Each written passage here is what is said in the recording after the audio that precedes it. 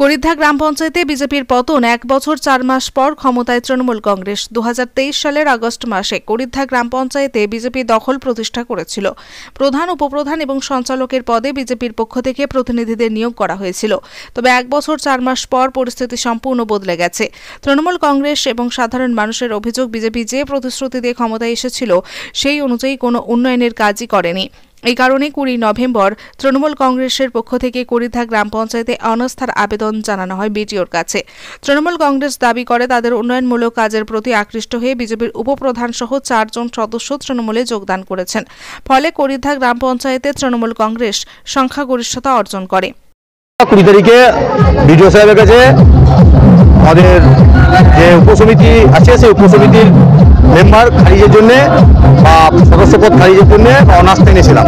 তার পরিপ্রেক্ষিতে সরকারি আইন মেনে আজকে করিদ্ধা গ্রাম পঞ্চায়েতে অনাস্থার ডেট দিয়েছিল। আমরা টোটাল পঞ্চায়েত সমিতি নিয়ে 20 জন মেম্বার, 20 জন মেম্বারের মধ্যে 13 জন আমরা মেম্বার উপস্থিত হয়েছিলাম এবং সেই অনাস্থা আজকে গৃহীত।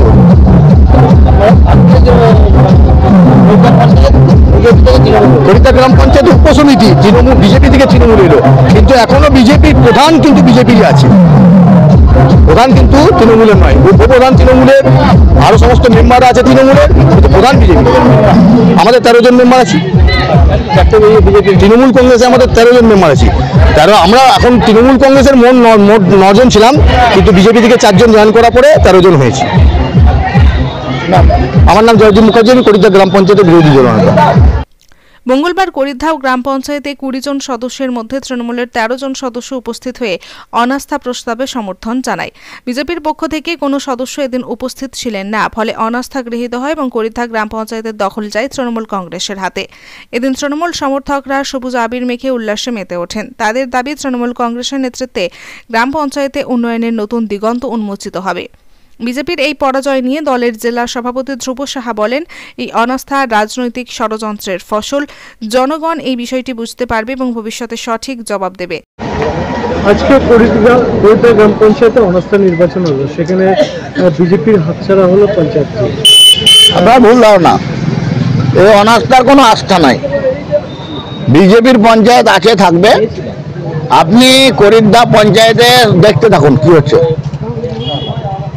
तो झांकी है, अभी बाकी है। करिদ্ধা पंचायत तृणमूलेर मेम्बर कटा तृणमूले थाकबे ना, बीजेपी जे कटा गेছে बीजेपीরই আছে। আমরা এখন কিছু করছি না, সময়ের জন্য অপেক্ষা করছি। তৃণমূল কংগ্রেসের করিদ্ধা শুধু নয়, পশ্চিম বাংলাতে এদের করুণ অবস্থা হবে, খুব তাড়াতাড়ি হবে। করিদ্ধা গ্রাম পঞ্চায়েতে এই ক্ষমতা হস্তান্তরকে কেন্দ্র করে স্থানীয় রাজনীতিতে উত্তেজনা ছড়িয়েছে। তৃণমূল কংগ্রেসের পক্ষ থেকে জানানো হয়েছে, জনগণের স্বার্থে তারা কাজ করতে প্রস্তুত। শিউরি থেকে আমিন নাশিদের রিপোর্ট, জনকণ্ঠ টিভি নিউজ।